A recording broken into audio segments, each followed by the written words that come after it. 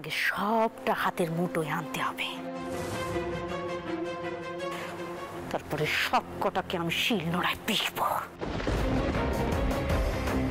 প্রথমে নক্ষীমন্ত বউটাকে, ভিকিরি ঘর থেকে এসেছিল না, ওকে আবার ভিকিরি করেই ছাড়বো। সম্পত্তি রক্ষা করার জন্য আমি যে কোনো সিদ্ধান্ত নিতে পারি, কিন্তু যা করবেন মাথা ঠান্ডা করে করবেন, রাগের মাথায় কিচ্ছুটি করতে যাবেন না। কিন্তু অভয় যদি এই নিয়ে কোনো বাড়াবাড়ি করে তাহলে ওর কপালে দুঃখ আছে।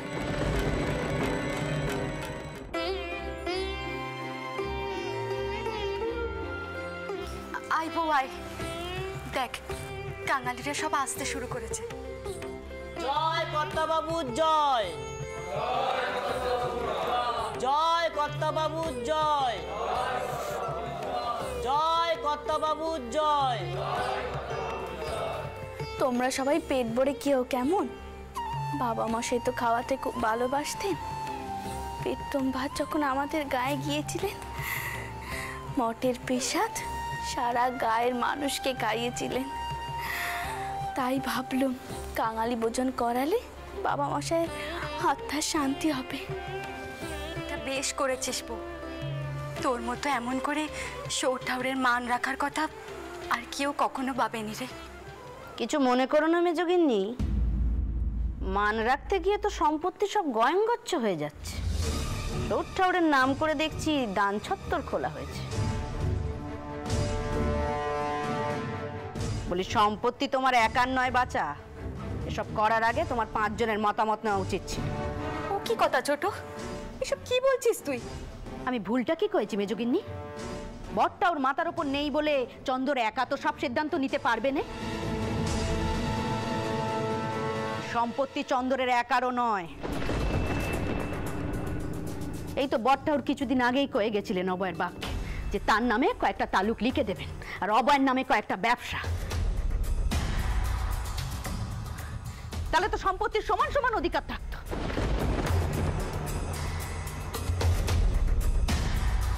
আর বরটা ওদের ব্যবসায় আমার স্বামীরও পরিশ্রম কম নয়। কিন্তু সম্পত্তি ভাগাভাগি হওয়ার আগেই 5 জনে কানে কুমন্ত্রণা দিল। বেঁচে থাকতে এত অন্য লোকের কথা শুনতেন যে সম্পত্তির ভাগাভাগিটাই হলো না। অভয়ের বাপ তো চেয়েছিলেন সম্পত্তির একটা ফয়সলা হয়ে যাক, হলো না। তার কারণ ওই যে কুমন্ত্রণা। ছোট করিমা, বাবা মশাইয়ের আত্মার কল্যাণে আজ মিষ্টি বিতরণ করা হচ্ছে।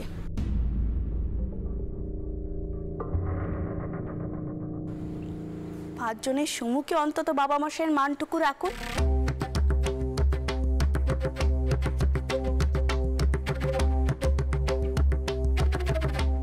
বাবা মশাইয়ের নামে এইসব কথা কইবেন না। অমন একজন বিচক্ষণ মানুষকে আপনি বলছেন লোকের কুমন্ত্রণা শুনে চলতেন। জি ছোট কুড়িমা, বাবা মশাইয়ের এখনো চেরাদ্দ পর্যন্ত হয়নি। সকলে বলে চেরাদ্দ পর্যন্ত আত্মা চারিপাশে ঘোরে। তিনার কতটা কষ্ট হচ্ছেন আপনি বুঝতে পারছেন? কি বললে? এত বড় আসপত্ত তোমার? সকলের সামনে তুমি আমার মুখে মুখে কথা বললে, আমাকে অপমান করলে। আমার বউ বলে তোমার গলা টিপে দিত।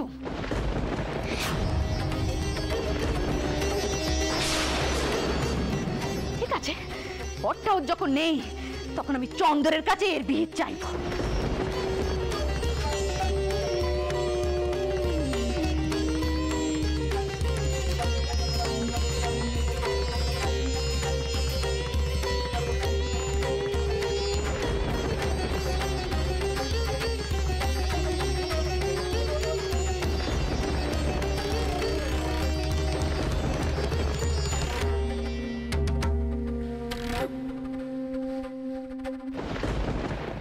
কথা কইতে এরম চন্দর, অপমান করার ইচ্ছে যখন ছিল তখন নিজে করলে না কেন বাবা? বউ তো পরের ঘরের মেয়ে, তাকে দিয়ে অপমান করাতে গেলে কেন? তখন পিসিমাও এক গাদা কথা শোনালেন, তুমিও রেগে গেলে। কিন্তু ধর্ম সাক্ষী করে বলতে পারি, বর ঠাকুরকে চেরোটা কাল আমরা দেবতা মেনে এসেছি, তার মুখের দিকেই তাকিয়ে দেখেছি। কিন্তু তিনি চোখ বোঝার সঙ্গে সঙ্গে সবকিছু এমন পাল্টে যাবে তা তো হয়নি চন্দর। কেন, কি হয়েছে? তোমার বউ সে তো কোনোদিন আমাদের মান দেয়নি, আর আজ সবার সামনে আমাকে অপমান করলে। না না না না, এই অপমান আমার আর সহ্য হচ্ছে না। আমি অভয়কে বলছি সে যেন আমাকে নিয়ে সংসার ত্যাগ করে। তোমার বউ পরিষ্কার করে বুঝিয়ে দিয়েছে যে এ বাড়িতে আমাদের ঠাঁই নেই। এ বাড়িতে থাকতে হলে তার হাত তোলা হয়ে থাকতে হবে, দাসীবাদী হয়ে থাকতে হবে। জনার্দন, এই ছিল আমার কপালে। কি হয়েছে ছোট করিমা, আপনি কাঁদছেন কেন? তোমাকে আর কি বলবো বড় বউ, তোমার যেমন পোড়া কপাল, স্বামী থেকেও আমার তেমন পোড়া কপাল। চন্দ্রের বউ আমাকে কিভাবে অপমান করেছে জানো? এখানে থাকতে হলে তার হাত তোলা হয়ে থাকতে হবে। সব ক্ষমতা তো এখন তারই, তাই না? তবু বড়টাও যতদিন বেঁচে ছিলেন নখ দেখানো মানটুকু আমাদের দিত। তিনি যেই চোখ বুঝলেন অমনি তার স্বরূপ বেরিয়ে পড়ল। সে পুষ্কার আমাকে বুঝিয়ে দিয়েছে তার রাজত্বে থাকতে হলে তার দাসীবাদী হয়ে থাকতে হবে। এ বাড়িতে থাকা আমাদের কপালে নেই। আমি জানি চন্দনের খারাপ লাগছে কথাগুলো, তবু এটাই বাস্তব। ছোট করিমা, কি হয়েছে আমায় একটু পরিষ্কার করে বলবেন? তোমায় বলে কি হবে বাছা, তোমায় বলে তোর বিচার পাবো নে। তবু কইছি শোনো, বিনা কারণে চন্দনের বউ সকলের সামনে, জি চাকর কাঙালি, আমার বউটাও ছিল, তার সামনে আমাকে অপমান করলো।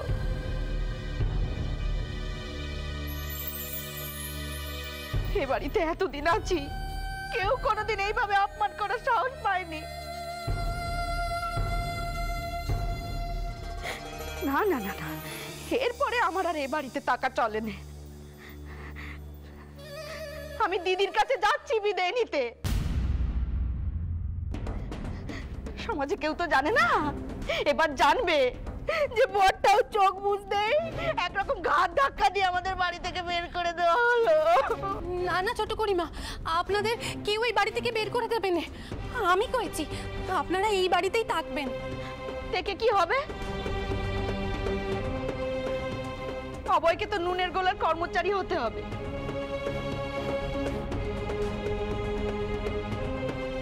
চন্দন যখন মালিক, সে কি তার ভাইকে মালিকের সম্মানটুকু দেবে?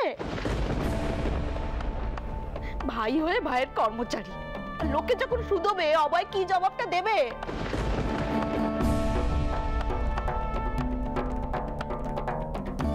না না না না না, আমি এ সংসারে থাকবো না। আমি অভয়কে বলছি আমি চলে যাব। না না ছোট করিমা, এখন ওষুধ বাড়ি, এই সময় কোথাও চলে যাবার কথা মুখেও আনবেন না।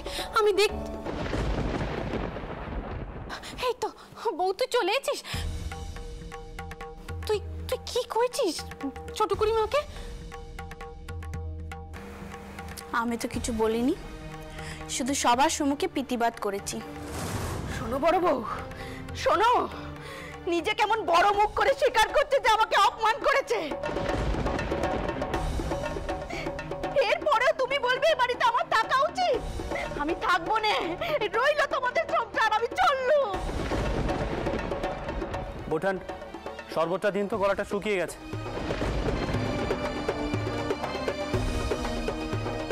তুমি তাহলে এর কোনো প্রতিবাদ করবে না, তাই তো চন্দ্র? আমারই ভুল হয়েছে তোমার কাছে বিচার চাইতে আসা। আমার মনে রাখা উচিত ছিল যে তুমি বউয়ের কথায় ওঠবোস করো। এই যে চলো, মাধবকে ডাকো, অভয়কে ডাকো, সকলকে খবর দাও, আমি সকলের সম্মুখ দিয়ে সংসার থেকে বেরিয়ে যাব। চলো, এক্ষুনি চলো।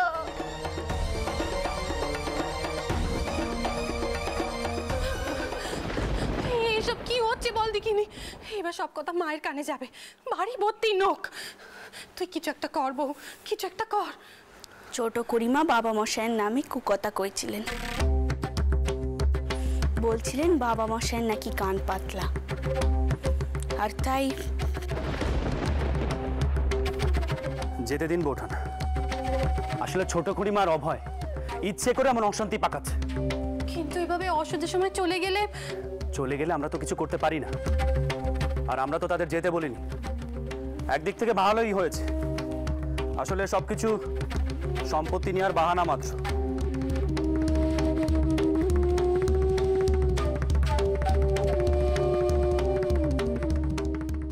আমার সমস্ত দায় দায়িত্ব আমি তোমার হাতে সঁপে দিলাম মা লক্ষ্মী। তুমি তুমি আমার চন্দ্রের পাশে থেকো মা। এ কি করলুম আমি? বাবা মশাই চেয়েছিলেন সংসারটাকে বেঁধে রাখতে, ঘরের কথাই ভাবে বাইরে গেলে পাঁচজনে হাসবে, তিনাদের শত্রুরা খোল করতাল বাজিয়ে সদরে এসে চড়া কাটবে, আর অভয় ঠাকুর গিয়ে যোগ দেবে মার বাড়ির শত্রুদের সঙ্গে। না না, এ হতে দেওয়া যায়নি।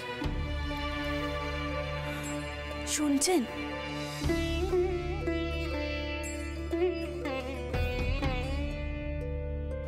বাবা মশাই মৃত্যুর আগে বলে গেছিলেন আমাকে সব সময় আপনার পাশে থাকতে, আমার উপর ভরসা করতে। আজ যদি আমি একখানা কথা কই, আপনি বিনা পেশনে একখানা কাজ করতে পারবেন? কি কাজ? অভয় ঠাকুরপুর নামে কিছু ব্যবসা নিকে দিন। কি কি বলছো তুমি? অভয় সম্পর্কে তোমার খুব ভালো করে ধারণা আছে, তারপরও তুমি এ কথা কি করে বলছো? অভয় কি ব্যবসা সামলাতে পারবে? ও সব শেষ করে দেবে। তাহলেও তাকে দিতে হবে।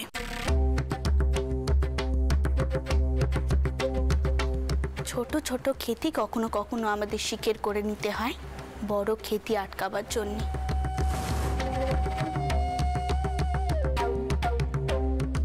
বড় শত্রুরা যাতে শক্তিশালী না হয়ে ওঠে, তার জন্যই ছোট শত্রুদেরকে হাতের মুঠোয় করে রাখতে হয়।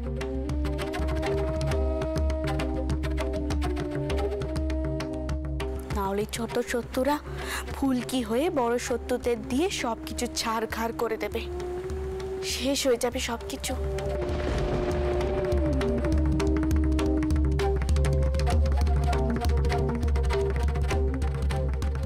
ঠাকুরপো আমাদের ব্যবসা সম্বন্ধে অনেক কিছু জানেন, তার উপরে ঠাকুরপো এই বংশেরই বেটা। সেই যদি আজ এই বাড়ি ছেড়ে চলে যায় আর ঘরের শত্রুর বিভীষণের মতো আপনার শত্রুদের সাথে হাত মেলায়, তবে সর্বনাশ হয়ে যাবে। এখন আপনার অনেক কাজকর্ম, আপনি সমাজের উপকার করবেন না শত্রুদের দিকে মন দেবেন? আমি ছোট কুড়িমার কাছে যাচ্ছি, তেনাদের কিছুতেই বাড়ি ছেড়ে যেতে দেওয়া যাবে না, কিছুতেই না। রানী, রানী আমার কথা শোনো। এ হয় না রানী, রানী আমার কথা শোনো। আয় বাচ্চা, তোর বাপকে ডাক আর মাধবকে নিয়ে আয়। আমি এই দণ্ডে সংসার ছেড়ে বেরিয়ে যাবো।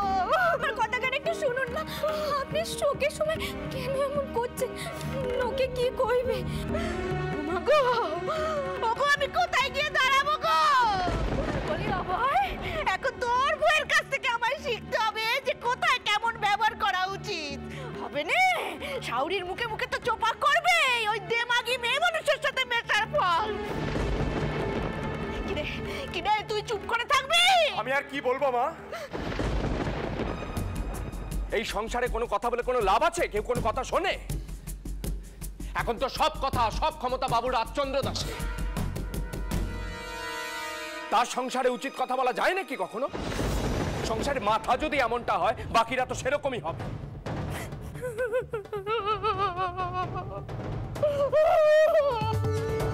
কি হচ্ছে বলো দেখি? হ্যাঁ, কি ছোট বউরা কোথায় যাবে এই অসুজ গায়ে? বাড়ি শুধু সবার কি মাথা খারাপ হয়ে গেল? বড়গিনি চলো তো এবার নিচে গিয়ে দেখি কোনে কি হয়েছে। এসো এসো দেখি, চ দেখিনি। শান্ত মা। ছোট করিমা, দিদি, ও দিদি, দিদি তুমি আমার কথাটা একবার শোনো। তুমি শাশুড়ি মাকে থামাও, ও শাশুড়ি মা কিন্তু সত্যি চলে যাচ্ছেন। অবয়, ও অবয়, কি হয়েছে বল দেখি। চুপ করে আছিস কেন বল। বলার আর কি আছে ফুলটাকমা? সবই তো তোমরা জানো। এই সংসারে আমার মায়ের কপালে শুধু অপমানই জুটেছে। এখন তো সহ্যের বাঁধ ভেঙে গেছে। আমার মা এই সংসারে থাকতে চাইছে না। আমার মা যখন এই সংসারে থাকতে চাইছে না, তার বেটা হয়ে আমি তাকে কি করি? থাকবে নে। ও ছোট বউ, কি হয়েছে বলো দেখি। কে তোমাকে অপমান করেছে আমি একবার শুনি। ছোট বউ, কি হয়েছে আমায় বলো তো। ও আর কি বলবে? আমি বলছি মাইমা, ওই বউ আমাকে এমন অপমান খানা করেছে না যে আমি মুখে বলে বোঝাতে পারবো না।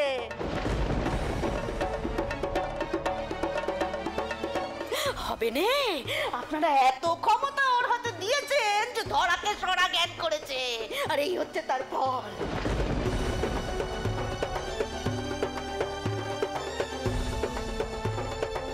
আমি আপনাকে বলে রাখছি মাইমা, কিছু মনে করবেন না। একা রাজত্ব করার নবে ওই বউ একদিন এই সংসারখানা তছনছ করে ছাড়বে।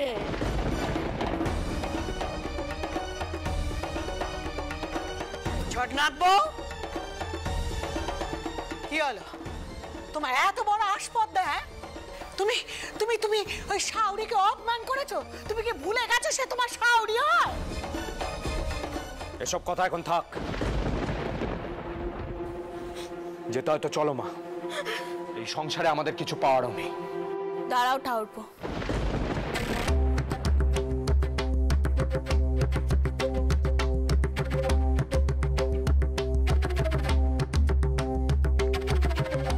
ছোট করিমা, আমি বলছি আমি সত্যি আসপদ্দা দেখিয়ে ফেলেছি।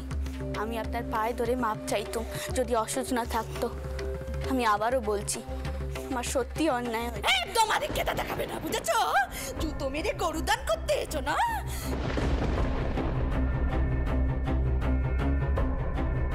তুমি যে মন থেকে ক্ষমা চাইছো না সে আমি কেন সবাই জানে, বুঝলে তো? কিছু মনে করো নে, নিজের স্বামীটাকে তো একেবারে ভেড়া বানিয়ে রেখেছো। তোমার কথায় উঠবোস করে আর কারোর কথা সে শোনে নে। মেয়ে মানুষের হাতে যখন এমন ক্ষমতা আসে না, তখন এমন ধারাই হয়। কি মাইমা, কিছু ভুল বলছি? ভুল তো তুমি কইছো বাচ্চা। আমাদের বউ অমন দাঁড়ার নয়। সে পেমান তো আমরা বহুবার পেয়েছি। ও আচ্ছা আচ্ছা আচ্ছা, আজ এতদিন পরে সব দোষ আমার হলো। ও ভাই বলি, দাঁড়িয়ে দাঁড়িয়ে কত অপমান সহ্য করবো বাবা। এই যে দিদির সঙ্গী, শোনো, তুমি আমাদের সঙ্গে যাবে নাকি বড় লোকের পোষা হয়ে থাকবে? আপনি আমার কি ধর্ম সংকটে ফেললেন? আপনি আপনি মাথা গানা ঠান্ডা করে আমার কথা গানা একটু। মা কি কথা শুনবে? তুমি যে বউ, তোমার স্থান কথায় সেটা তুমি ভুলে গেছো?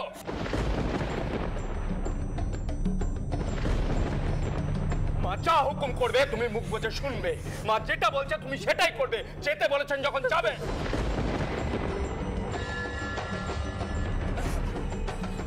আমাকে রাজচন্দ্র দাস পাওনি যে বউয়ের কথায় ওঠা বসা করবো। ভাই ভাই মাথা গরম করো না, শান্ত হও। শুধু শুধু রাগারাগি করো না, আমার কথাটা একটিবার। শুধু আপনি আমার মাকে অপমান করলেন, তারপর বললেন শুধু শুধু। আমি বলছি তো ভাই, আমার অন্যায় হয়েছে। আমি চোখের মাথায় কথাগুলো কয়ে ফেলেছি।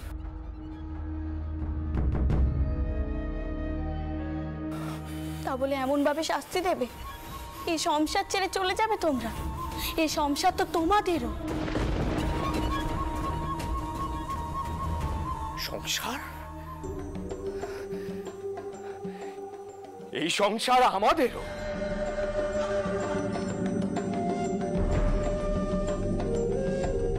হ্যাঁ,